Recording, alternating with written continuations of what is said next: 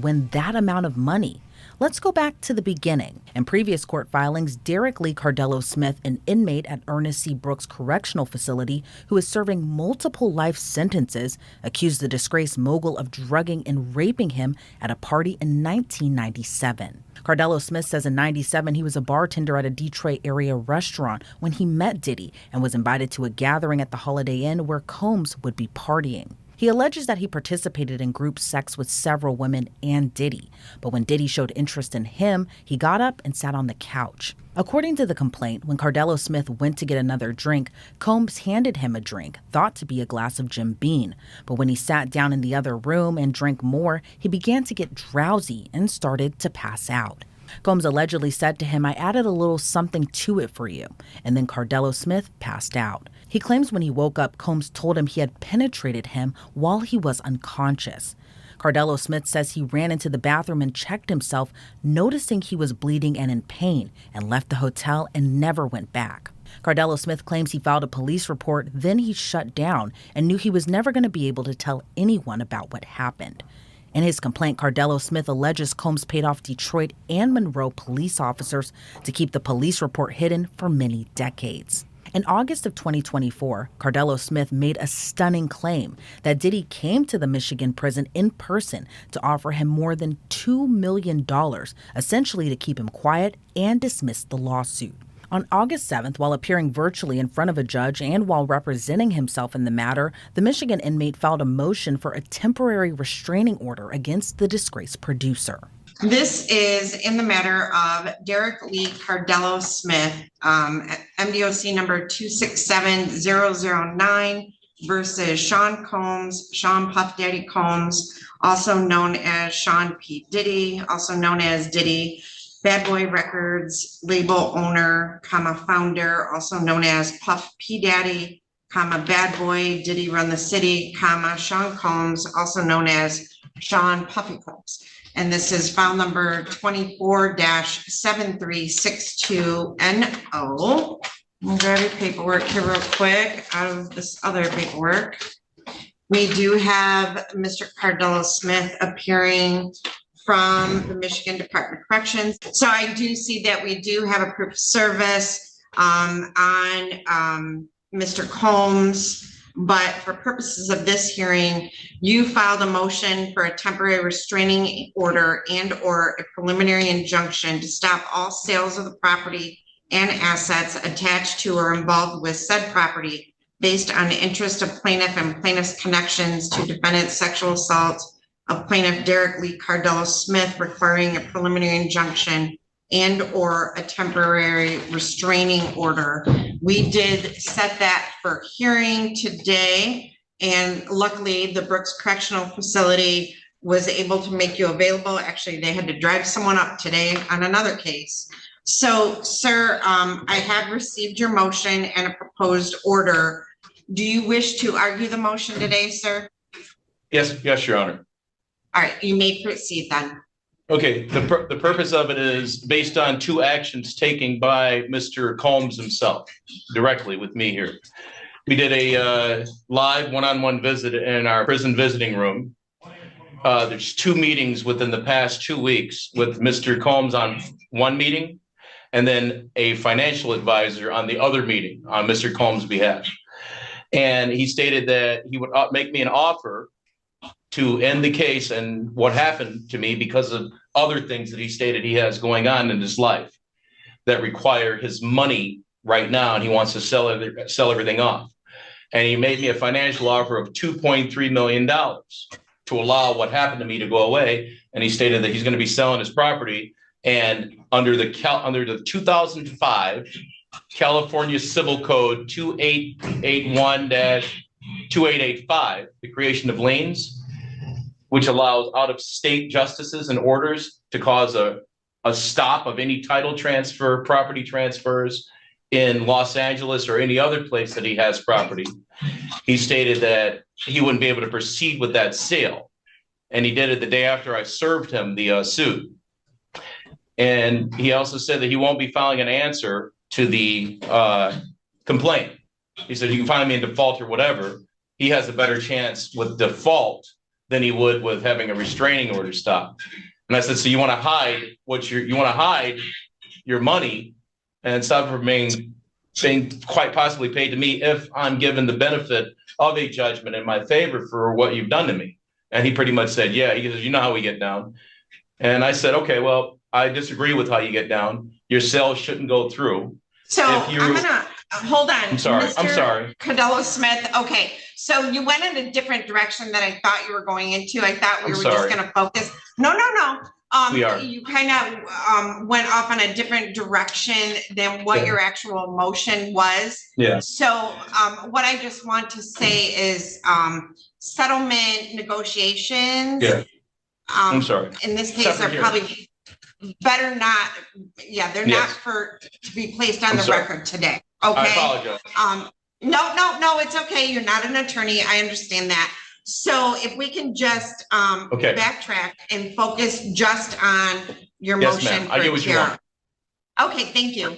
The motion stems from Combs listing his Los Angeles mansion, the same home raided by the feds in March. According to Cardello Smith, he wanted to prevent the sale of the mansion because it would deprive him of any monetary judgment if the civil matter went to a jury trial. If he's allowed to sell his property that he has in LA and the properties that are in his name being used and held by other people in Michigan, then it will cause me harm because I can be tied directly to those properties through loans and through other areas of investment that I did when I was out there and while in prison through money that I've sent. And if he's allowed to go through with any of the sales, I won't be able to recoup any of my monies or anything from him as a result of any possible judgment in this action, if he's allowed to proceed with it. And an injunction or a restraining order would help ensure that he's not manipulating and selling the property to avoid his responsibility in these matters here. That's what a temporary restraining order would do. It would prevent that from happening. Because it's a very serious matter. It involves a lot of money. And him selling this would help him avoid his liability for these actions done upon me. And I was just hoping that I'd be able to get the restraining order to prevent that. There won't be any harm to him, any of the parties. There won't be any harm to him in any way. And if it's deemed that it's not justified, then he can go ahead and go through with the sale at the end of the case. But one has to be put in place to stop this from happening. The judge then stepped off the bench for a few moments to review Cardello Smith's documents. When she returned, she granted the temporary restraining order. So, thank you, sir. Is there anything else you wish to add?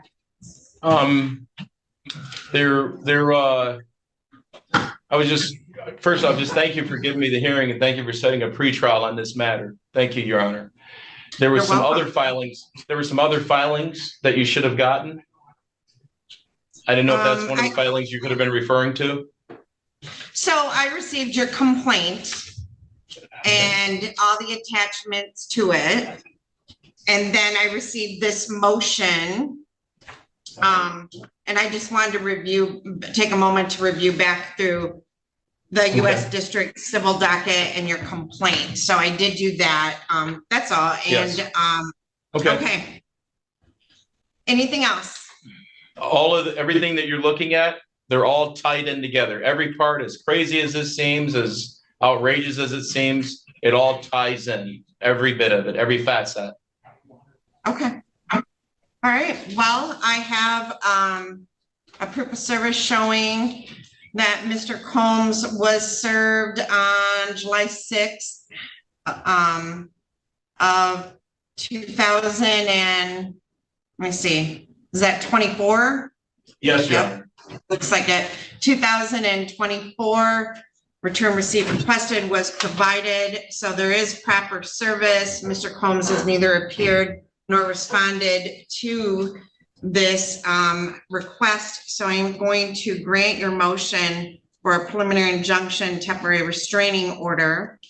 and order that the defendant and their agents are hereby enjoined temporarily for a period of 90 days from the sale, transfer, or exchange, trade, or transaction of title or deed to the property listed as the address and placed on the market by defendants for the amount of $70 million. And this property and estate belonging to or connected to defendant Sean Combs shall cease and desist any and all trades, transactions, or otherwise stop the process of any further actions on this property being continued. And this shall have an immediate effect. I'm going to date this August 7th of 2024. And I am going to sign this. And we are set for a pretrial date on Monday, September 9th of 2024 at 2:30 p.m. Is there Your Honor? anything else? Yes, sir. Yes, thank you so much, Your Honor. First off, thank you very much, ma'am. The second thing is, under the summons rules and the court rules of service, Mr. Combs, the defendant, had 28 days after he was served by mail, 21 if it's regular process service. His 28th day was the August 3rd, and there was no answer on the default. And I understand that I have to motion verbally or in writing, whichever one you prefer, however you prefer, to have default judgment entered. And today is literally the 28, 9, 30, 31, 32nd day, I believe. And I'd like to either preserve the issue of default judgment or judgment in my favor based on failure to answer. Okay. Whichever Your Honor would like. All right. Thank you. Typically, we require that. Ms. McGrain. Is How would Ms. you spell McGrain her in name, her- Your Honor? Oh, no, I'm hold on. I'm talking to my judicial attorney. Typically, we require the motion for the affidavit and motion for default be filed. So Ms. Adams, is Ms. McGrain in her office? She is not. I'm going to go find her right now, Judge. Okay. I know, Hold I on. read that rule. I read the rule, Your Honor. MCR 2.603 governs that. And it said the party can do it in front of the trial court judge or Yeah. by mail. Whatever you want. So, sir, the court rule that you're referring to, it's not a trial date, so I think I'm right. So you're gonna have to file the affidavit and request for default, okay? Okay. Yes, Your Honor. And obviously you'll be able to file that before a pretrial date anyway, okay? Yes, ma'am. Yes, Your Honor. Okay, so All the right, order so- was granted? The order, your ex parte motion was granted, or your motion for a temporary restraining order was granted. I've signed it. And so we'll get that processed and back to you, and then you'll have to obviously serve that on the parties. Yes, ma'am. Thank you. Can your order All right. say any, Your Honor, can you add on your order any Michigan representatives of him acting on his behalf for Michigan properties as well as part of that order? Or does your order cover everything? You provided the order, so I'm going off. Yes, the I order did. Yes, you- I did. Yes, I did. Yeah, so I'm going off the order you provided to me, and I've signed that Okay, order that's- already. That's what I Okay. needed. Thank you. All right, All thank you, right, Your thank Honor. you, Thank you, Mr. Cardello Smith, and we'll make sure the writ's done, and we'll see you back in September. Thank you. Then, in another stunning turn of events, on September 9th, the same judge awarded Cardello Smith a $100 million default judgment against Combs. The judgment was awarded to Cardello Smith because Combs failed to formally respond to the summons or failed to appear in court. The judge reportedly set a payment schedule of $10 million per month, beginning on October 1st. I want to bring on now a great guest to discuss this case, and that's attorney Safa Robinson. Safa, thank you so much for joining me today. This judgment is very surprising, to say the least. $100 million, the judge ordering the payments to begin on October 1st, $10 million a month. What's your reaction to this judgment, and are you surprised it was even granted? You know, the judgment is pretty surprising. I will say that this was as a result of what we call a default judgment, essentially saying that Diddy and his team did not respond to the allegations, and judgment was granted to the plaintiff in this particular case. I do find it interesting that they had not responded, and I don't know if it's a strategical decision because there is a criminal component to it, or if there was just some sort of lapse in response time or whatever that may have been. So that is a little surprising on that end. With respect to the actual amount, $100 million, while that is a large amount of money, I think considering the nature of the allegations that have been put forward against Mr. Combs, and the egregious nature of these allegations, I think that while the amount is large and it is surprising to some extent, it's not all that surprising considering that, there's a punitive damage aspect to this. And through an attorney, Diddy denied even meeting Cardello Smith. But according to Cardello Smith, the two met in the Michigan prison. He says he even has visitor records to prove it. Do you think it's possible Diddy and his legal team just didn't take this seriously, given he's an inmate and given that he's also representing himself in the matter? That is certainly a possibility, but I think, for attorneys, most of us, we will act in the abundance of caution. The lawsuit was filed, and so it would have been appropriate to respond, or it should not have been a surprise, and it should have been taken seriously. And I'm sure that they do take it serious to the extent that they can. I know that there are a lot of lawsuits that are popping up across the country with respect to Mr. Combs, and it's a little hard to differentiate what may actually be truthful and factual versus what could be, just a ploy to gain for some sort of financial gain, which I know in this case, there is a question. The plaintiff in this case has been extremely litigious previously, and this is not the first time that they've sued while incarcerated. So there could be some question with regard to that, but there appeared to be records that are jail records that would have reflected Mr. Combs' visit to the facility if, in fact, that did occur. And from my understanding, he's serving a life sentence in prison. So it's given that, is it one possible that he still could see that money? And two, is it possible the judgment could just get dismissed altogether? In terms of whether or not he'll actually see that money, there's going to be a question there. Like I said, that there are mechanisms that can be set in place so that he can receive that financial compensation. Just because an individual is incarcerated doesn't mean that they're banned from filing lawsuits or receiving judgments or financial payouts and things of that nature. How that will take place, I can't really say for certain. I think you indicated that he is doing a life sentence. So, what that would mean if he has any other judgments that are against him or creditors that may want to take his financial gain based off of this will also be a question. And according to reports, Diddy listed his Beverly Hills mansion, that same one at the center of this suit, and the same one that was raided by Homeland Security back in March. And then the home was apparently listed this week. He's been trying to list that home since the summer, and he's listed the home for a reported $70 million, which is millions above how much he paid for the home when he had purchased it initially. Do you think that money will be used to go toward the judgment, or do you think it'll go toward lawyers? What are your thoughts on just the fact that Diddy is selling the home kind of at the center of this restraining order as well, too? Well, that's the interesting part here. And so what the plaintiff in this case did was filed for what we call a temporary restraining order, which would have prevented Diddy, or would prevent him from selling that Los Angeles home. And so we know, or at least we believe, that TRO was granted to enjoin or stop him from selling that home. And so ultimately, if that were the case, then there's going to be an issue with the actual sale of the home. Those proceeds from the home essentially would be a part of the proceeds that need to be paid for the plaintiff in this case. But that's really what the issue is here is, whether or not he can actually go forward and sell the home if he's been enjoined. And the reason for the temporary restraining order in this case is to prevent him from selling off assets that would compensate the plaintiff.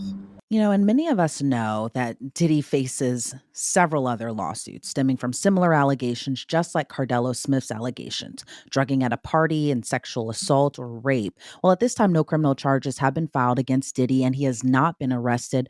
What does that signal to you as far as a pattern goes? Well, one of the things that's going to happen, and I do believe that there has been a grand jury investigation that has been employed in this case. I think there may be a federal investigation going on, and there may be a stateside one, but I'm not totally sure. But one of the things that the prosecution in any case is going to try to do is show that there is a pattern of behavior here.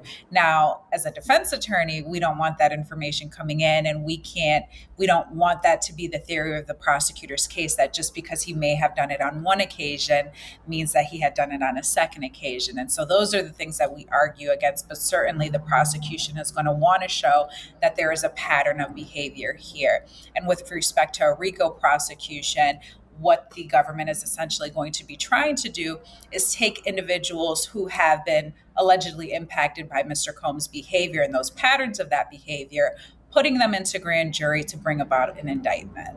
And Diddy has denied any type of wrongdoing in terms of the many civil suits he faces for sexual misconduct. But we all saw the Cassie Hotel surveillance video and the subsequent apology video that followed. Do you think, even though Cardello Smith, who doesn't have the cleanest record in the slightest, that his claims might hold weight against Diddy? That is certainly a possibility. I think that Mr. Cardello, his credibility is certainly going to be vetted.